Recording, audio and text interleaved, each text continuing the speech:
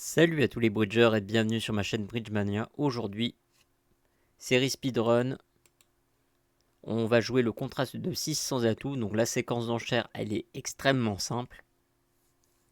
Ouverture à 200 atouts qui promet une main de 20-21 points avec un jeu régulier.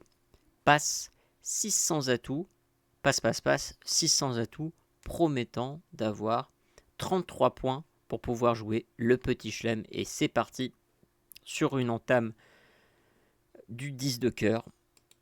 Donc c'est parti, l'as de cœur est pris, donc maintenant il faut faire un sans faute. Très bien, donc je compte mes levées. 2 levées à cœur, le roi, la dame, 3 levées à pique, as, roi, dame, etc. As, roi, dame, puisque le valet ne va pas faire une levée. Donc ça fait 2 plus 3, ça fait 5. L'as de trèfle, ça fait 6. Plus 3 carreaux, ça fait 9. Donc on doit faire 4 levées supplémentaires à trèfle. Et là, je vous le cache pas, là on est un petit peu ennuyé. Pourquoi ? Parce qu'on ne peut pas se permettre de perdre une levée. On est obligé de faire un perfect. Vous voyez ? Le problème là ici, c'est que vous voyez bien, la couleur trèfle, elle va être un petit peu difficile à manier. Et là, on bug un petit peu. Donc c'est normal. C'est une main qui va être, je ne vais pas vous le cacher, dans beaucoup de cas, vous allez perdre. Donc, il faut mettre vraiment tous les chances de son côté et essayer d'analyser cette donne point par point pour voir quelle est la meilleure stratégie à adopter. Alors, là il ne faut pas hésiter à être très imaginatif pour pouvoir réussir son contrat. Donc, imaginons que mon coup de sonde fonctionne. Le coup de sonde, ça veut dire tirer l'as. Imaginons que mon coup de sonde fonctionne. Si le coup de sonde fonctionne, ça veut dire le roi de trèfle, il est attrapé. Là, c'est quoi le résidu ? Là, nous possédons 9 cartes à cœur. 9 cartes à trèfle. Ça veut dire que le résidu, c'est de 4 cartes. Donc, si le roi de trèfle tombe, ça veut dire que la distribution, elle est 3-1 et que le roi de la distribution est 3-1 et que le roi de trèfle se situe dans le cingleton. Voilà ce que ça veut dire.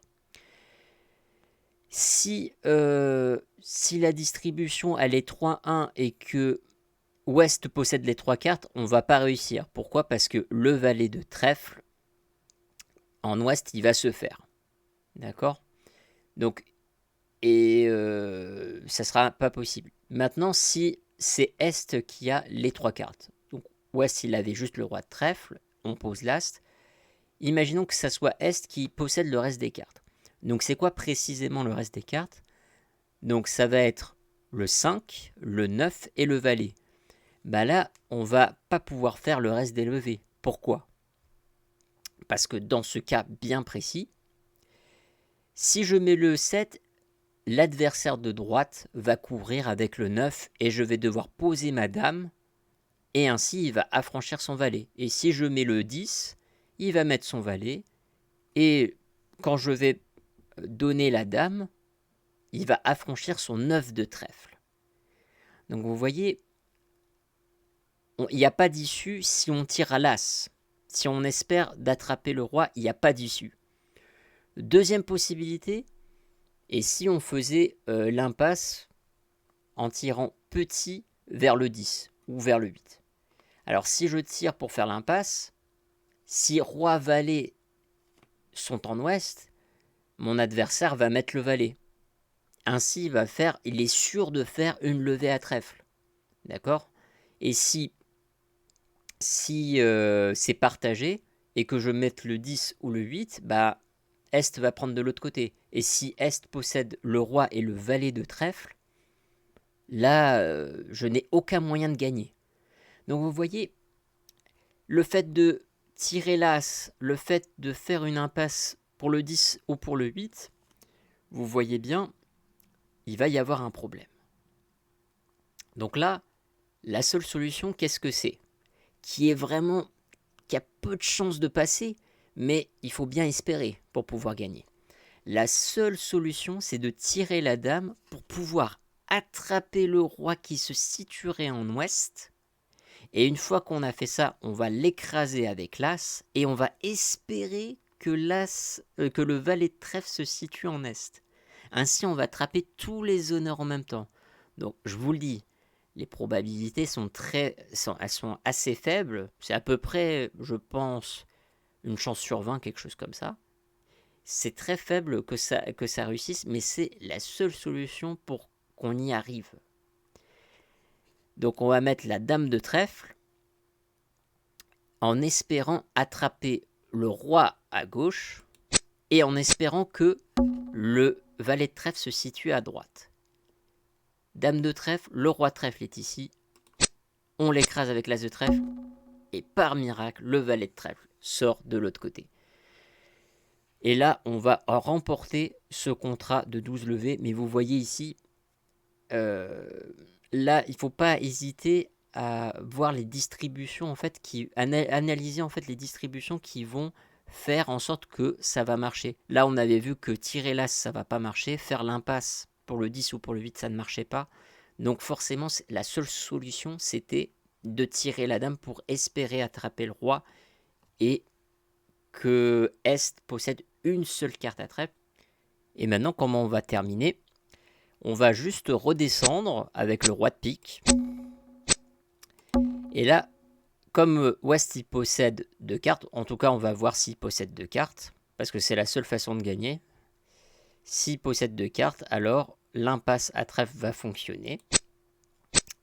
Là il met son 5 de trèfle et il faudra faire l'impasse sur le 9 de trèfle en posant 8, 7 ou 6. Et ça passe. Et maintenant on tire le 9 de trèfle qui manque. Et c'est très bien tout ça. Donc on va faire tout le reste des levées. Passons à la donne suivante.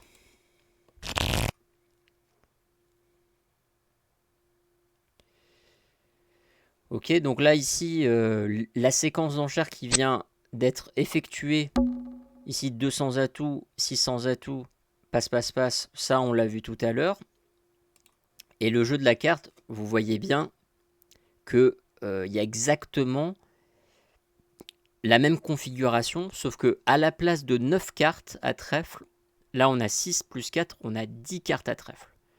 Donc là, la façon de jouer sur les trèfles, ça va être un petit peu différent. Donc comme avant, on va poser comme d'habitude le valet, la dame de cœur, et maintenant on va s'organiser pour savoir comment faire 12 levées. Donc on doit tout réussir à trèfle. Maintenant, on a vu tout à l'heure, en fait le raisonnement qu'on a fait tout à l'heure, on peut le faire ici. C'est-à-dire, si je mettais la dame pour attraper le roi, tel que en Est il y a un singleton, est-ce que ça marche? Ça va marcher aussi cette stratégie. Simplement, le problème dans cette stratégie, c'est quoi? C'est que je ne peux jouer que d'un seul côté. Ça veut dire que si le roi il est ici, avec cette stratégie, ça ne va pas marcher des deux côtés. C'est ça le problème. Ça veut dire que il n'y a que la configuration avec le valet de trèfle à droite qui va fonctionner en Est. D'accord? Il y a une autre configuration. Si maintenant on suppose que c'est pas le singleton avec le valet de trèfle qui est là, mais le singleton avec le roi de trèfle, bah, qu'est-ce qui va se passer? Là, la meilleure stratégie, bah, c'est pas de tirer la dame, mais c'est directement de tirer l'as.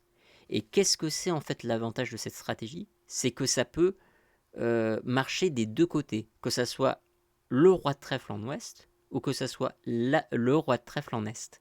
Ça marchera des deux côtés et ça permettra l'affranchissement de Madame de trèfle.